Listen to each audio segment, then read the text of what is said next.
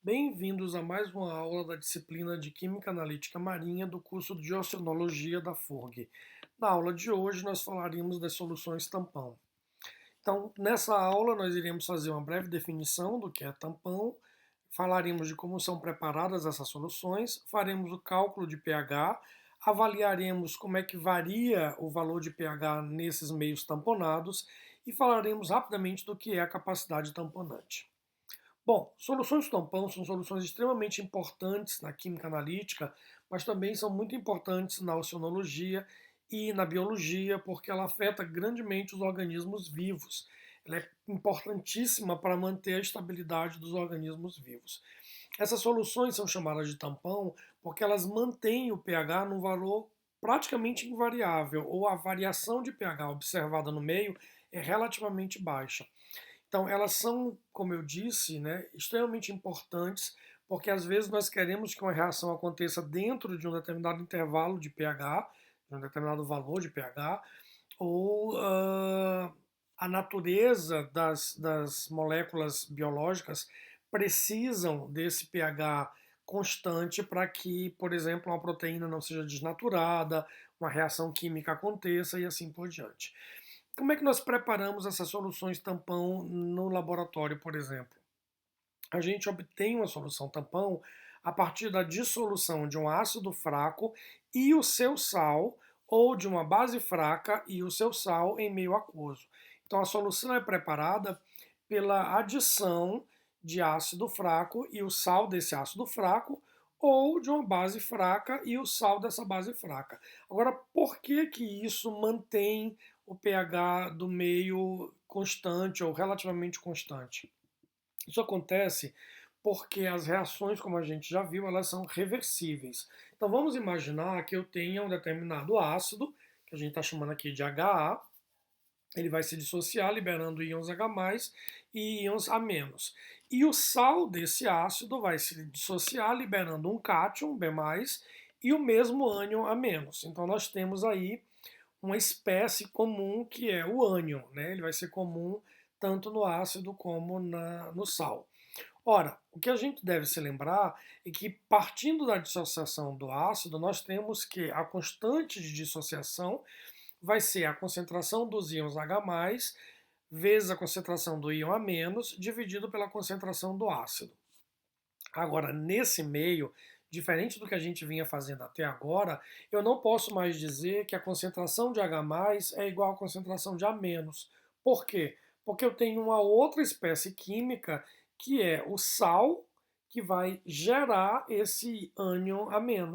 E esse ânion A- vai sofrer uma reação, uma vez que esse ácido é um ácido fraco, esse A- vai sofrer uma hidrólise, então vai reagir com a água e produzir mais ácido não dissociado e liberar OH-. Então nós temos nesse meio aí tanto a dissociação do ácido como também a hidrólise do seu sal.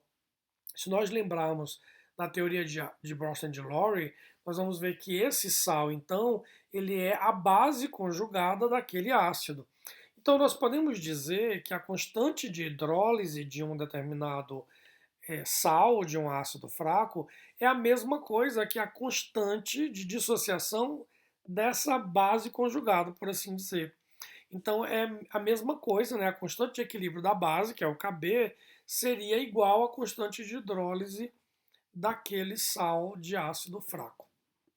Isso, então, vai nos ajudar a compreender como é que o pH da solução tampão ela se mantém relativamente estável. Se nós lembrarmos, então, que a concentração do ácido que está sendo adicionada vai ser aproximadamente igual à concentração da espécie não dissociada, porque esse ácido é um ácido fraco, então nós vamos dizer que a concentração de ácido presente vai ser igual à concentração da espécie não dissociada.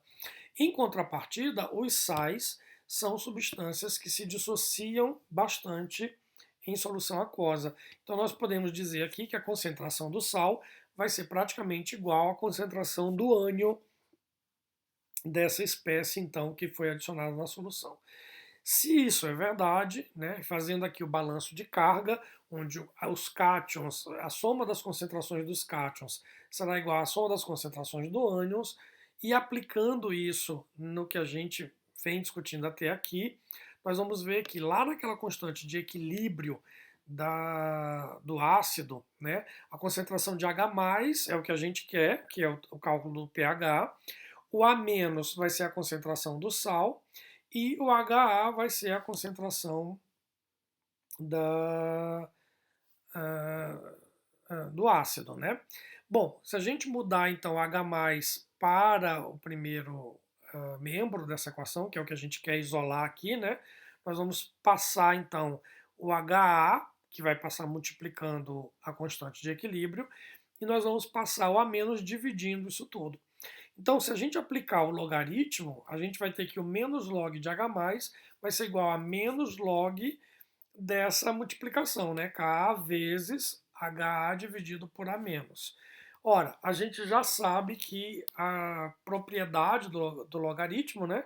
Quando eu tenho uma multiplicação, eu tenho a soma, na verdade, dos logaritmos. Como ali eu tenho o sinal negativo, a gente vai manter o sinal negativo nas duas partes.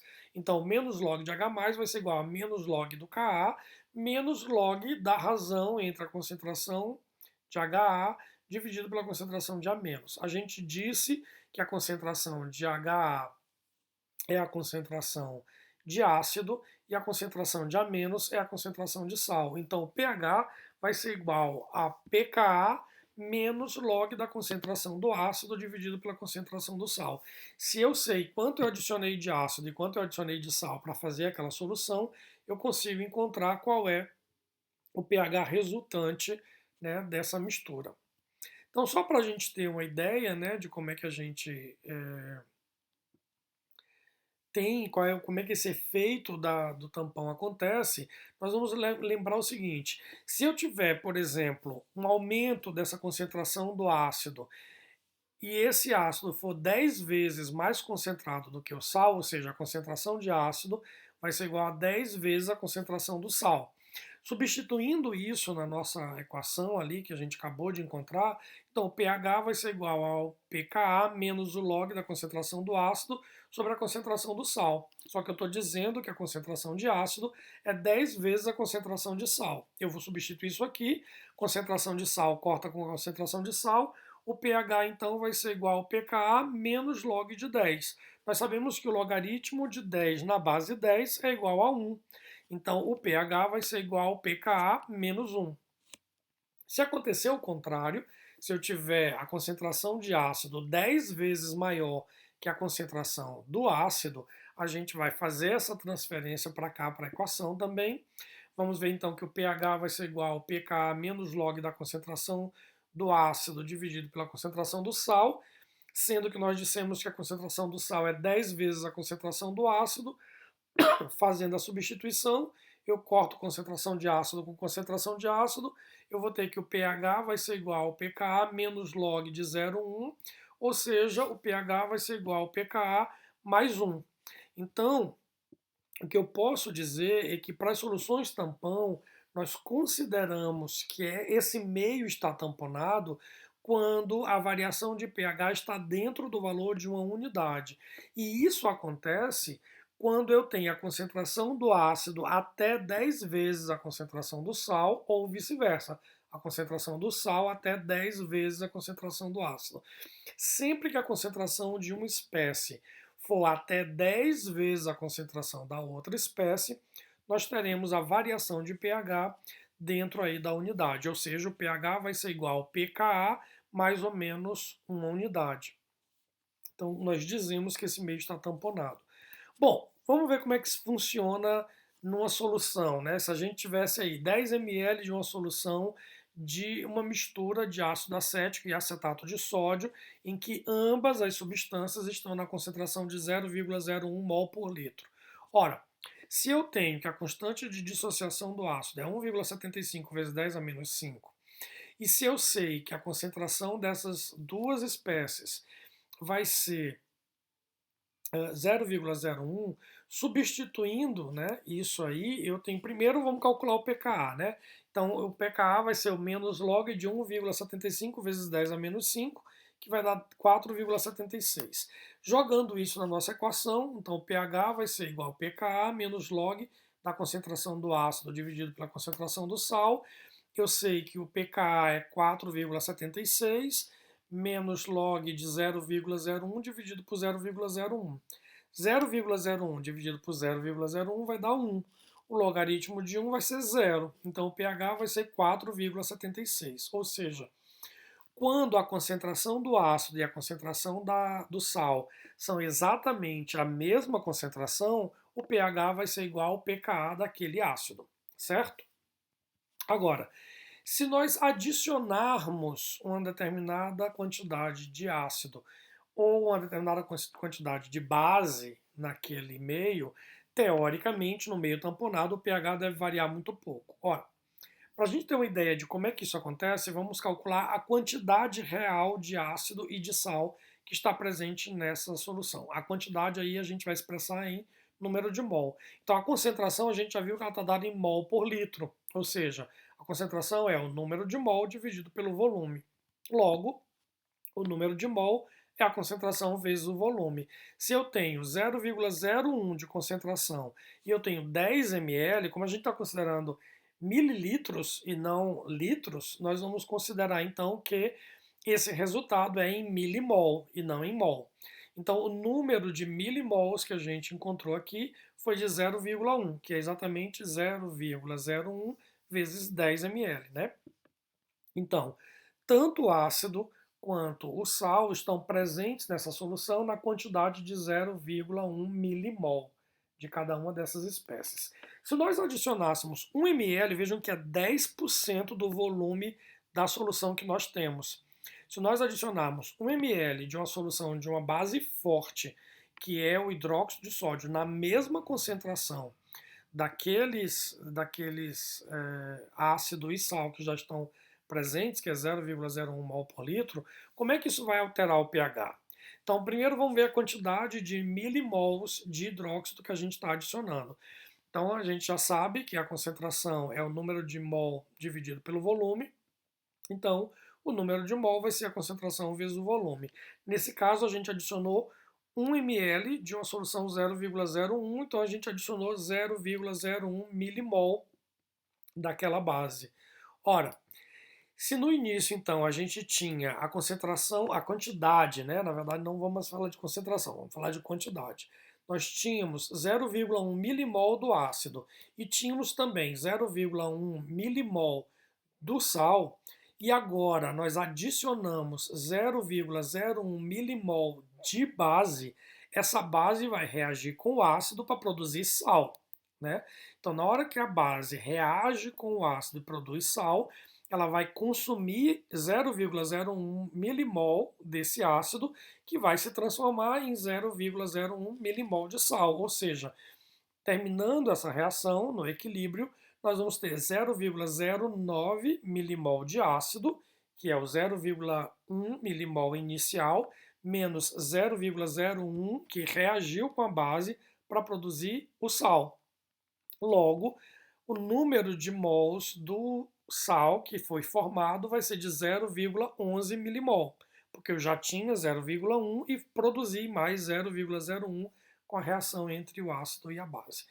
Sendo assim, o pH então vai ser 4,76, que é o pKa, menos o logaritmo da concentração de ácido, que é o número de milimol de ácido dividido pelo volume, dividido pelo número de milimol do sal dividido pelo volume. O volume é igual para os dois, então a gente vai cortar volume com volume, só nos interessa aqui o número de milimol. Então a gente vai ter que o pH vai ser igual a 4,76 menos log de 0,09 dividido por 0,11. Então o pH vai ficar igual a 4,76 mais 0,09, é aproximado isso aqui, né?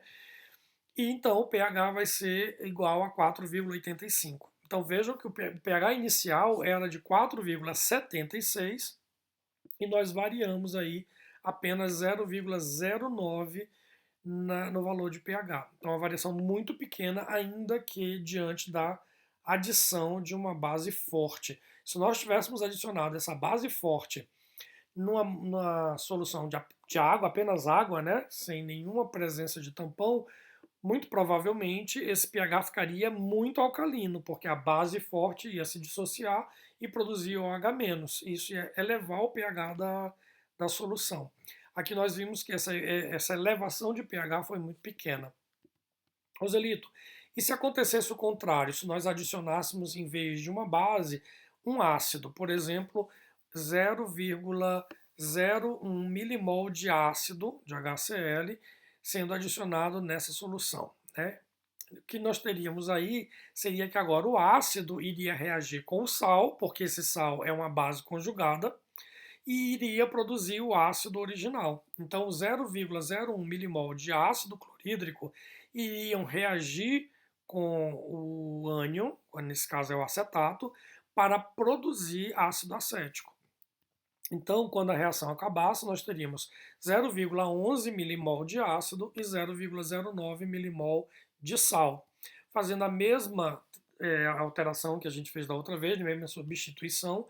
Nós teríamos que o pH seria 4,76 menos log de 0,11 dividido pelo volume, dividido por 0,09 também dividido pelo volume. Corta volume com volume, então nós temos que o pH é 4,76 menos o logaritmo de 0,11 dividido por 0,09. Isso vai dar um pH de 4,76 menos 0,09, que vai ser igual a 4,67. Novamente, se eu tivesse adicionado esse ácido a 10 ml de água pura, na verdade o pH ficaria extremamente ácido e não uma variação tão pequena assim. Então nós percebemos aí que realmente o tampão ele tem essa habilidade de manter, de segurar a variação de pH, mantendo essa variação relativamente pequena. Bom, Roselito, e se em vez de eu ter, se eu não tiver um ácido fraco e a sua base, e sim uma base fraca com o seu ácido conjugado, ou seja, com o seu sal. Ora, é a mesma coisa, né? A gente vai fazer agora a dissociação dessa base e a gente percebe que o que a gente calcula diretamente aí é o pOH. Mas o que eu estou querendo é o pH. O pOH seria o pKb menos log da concentração da base dividido pela concentração do sal. Mas o que eu quero é o pH. E eu sei que o pH vai ser 14 menos pOH. Eu faço a substituição, eu vou ter que pH vai ser igual a 14 menos o pKb, mais, porque eu tenho o menos do menos pOH, vezes o menos log de C base sobre C sal. Então isso vai virar um positivo, né? Eu vou ter agora mais log de C base sobre C sal.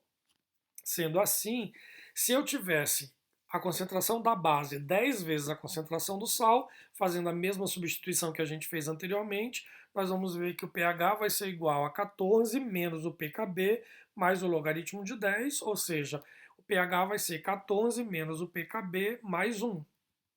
Se por outro lado eu tenho que a concentração do sal é 10 vezes a concentração da base, a gente faz a mesma substituição que a gente fez antes, né? Então agora o pH vai ser 14 menos o pKb mais log da concentração da base dividido pela concentração do sal. Eu sei que a concentração do sal é 10 vezes a concentração da base. Fazendo essa substituição, eu tenho então que pH vai ser 14 menos pKb mais log de 0,1, ou seja, o pH vai ser 14 menos pKb menos 1. Assim sendo, a gente pode dizer que o pH de uma solução tampão feita a partir de uma base e o sal desta base, uma base fraca, e o seu sal, vai ser igual a 14 menos pKb mais ou menos 1. Bom, e o que é a tal da capacidade tamponante? Como vocês viram ali, o número de mols de ácido e sal, ou de base e sal, que estão na solução, é extremamente importante para que a gente calcule esse pH final. Ou seja, a capacidade tamponante é a capacidade desse tampão de resistir à variação de pH, ainda que a gente adicione um ácido ou uma base, mesmo que esse ácido e base sejam ácidos e bases fortes. Em geral, essa capacidade tamponante, então, ela vai depender do número de mol de ácido e seu sal, ou de base e seu sal que estão na solução. Mas ela também varia com o pH do meio, ou seja, ela vai sendo alterada ao passo que o pH vai sendo também alterado. A equação que descreve a capacidade tamponante, que aqui a gente representa pela letra grega beta, ela é igual a 2,303 vezes a concentração total, que é a concentração do ácido mais a concentração do seu sal, ou a concentração da base mais a concentração do seu sal. Então aí a gente vai usar a concentração total dessas espécies, vezes o alfa. Se vocês se lembrarem, o alfa é o grau de dissociação de cada uma das espécies. O alfa 0 é a espécie não dissociada e o alfa 1 é a espécie com uma dissociação. Então, eu tenho a concentração total vezes o alfa 0, que é a quantidade de moléculas que não se dissociou, vezes o alfa 1, que é a quantidade de moléculas que se dissociou, mais a concentração de H+, que está ligada ao pH, mais 10 elevado a menos pOH. Se a gente fizer, aqui faltou um parênteses fechando essa multiplicação, né? Se a gente fizer essas substituições, então, como eu já disse, a concentração total das espécies, que é o ácido e a base, vão ser consideradas aí nesse CT. O alfa 0, que é a espécie não dissociada, se vocês se lembrarem, quando nós falamos de dissociação de ácidos e bases, o alfa 0 vai ser igual à concentração de H+, dividido pela concentração de H+, mais a constante do ácido, e o alfa 1 vai ser a constante do ácido dividido por H+, mais a constante do ácido. Fazendo aí as devidas substituições, nós podemos construir gráficos onde nós vamos avaliar qual é a capacidade tamponante de uma determinada solução em função do pH. Se nós pegarmos o caso do tampão acetato, a gente sabe ali que o pKa do acetato é 4,76, então a máxima capacidade tamponante desse tampão acetato vai ser aproximadamente aí 4,8, né? 4,76. Então aqui é onde eu tenho a máxima capacidade tamponante. Com o pH diminuindo, a capacidade tamponante também diminui. Com o pH aumentando, a capacidade tamponante também diminui. Por que a gente tem essas grandes subidas aqui em pH 3 e em pH 11, Ozelito? O que vai acontecer aqui, tanto no pH 3 como a partir do pH 11, é que a gente vai ter o efeito tamponante de um ácido forte ou de uma base forte, ou seja, para o pH estar menor que 3, eu tenho um ácido bastante forte nesse meio. Então ele vai ser o tampão principal do meio, né, nesse caso. Se eu tiver um pH acima de 11, acima de 12, eu tenho uma concentração elevada de base. E nesse caso é essa base forte que vai funcionar como um tampão. Então, a espécie tampão que a gente está considerando aqui, que é o acetato, ela vai ter uma alteração, ela vai ter, na verdade, uma capacidade tamponante de manter o pH menos variável entre os valores de 3,78 e 5,78. Esses são os valores em que ela sustenta, ela segura a variação de pH. Mas vejam que essa capacidade tamponante aqui, ela é calculada em cima da concentração daquele tampão acetato. Se vocês se lembrarem, isso aqui é a soma da espécie ácida e da espécie salina, ou seja, em torno aqui de 0,005, que é a metade dessa concentração, é a capacidade tamponante dessa mistura, tá? Porque eu teria aqui 0,005 milimol de ácido e 0,005 milimol de sal, né?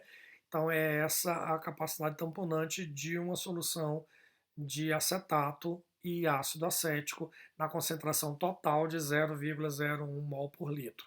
Agora, vamos ver como é que acontece, o que vai acontecer com a capacidade tamponante se nós diluirmos essa solução 10 vezes, ou seja, se a solução tampão tivesse uma concentração total de 0,001 mol por litro, o que aconteceria com a capacidade tamponante é que ela seria muito menor.